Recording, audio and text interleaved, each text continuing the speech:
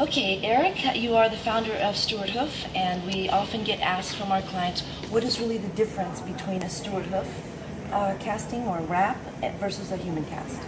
A human cast, of course, is intended for fixing broken bones. So in an application like casting a broken arm, you need to wrap around the arm and then also go around the thumb. In order to accommodate that, the generic human cast is made out of a heat-treated fiberglass fabric that allows you to cut it without the ends fraying. Our material is not heat cleaned and is not intended to be cut because we go on the horse's hoof, and so we are not worried about thumbs.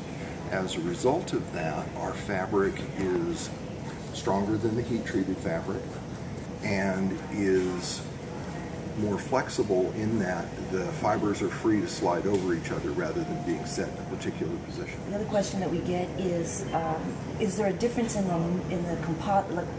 the actual chemicals that go in it to make the fiberglass? Our substrate is not 100% glass. We have a poly blend that is in there, and it is designed to be used on hooves, and we believe that that gives it some superior properties as far as conformability and wear. And wear. Okay, so does that mean that our casts will actually last longer because of that particular component versus a fiberglass human cast? The material is dramatically different. The strengths of the material are different. Another question we ask is when to use the stretch wrap around the foot and when not to. Does it actually make a difference when you do? We have more knit, or we have our knit and more resin in the Steward hoof wraps, and that gives you more strength and more material to work with. And when you apply it without the stretch wrap, you get a more open, airy structure. That would be good for environments where you're worried about moisture and having the cast bleed.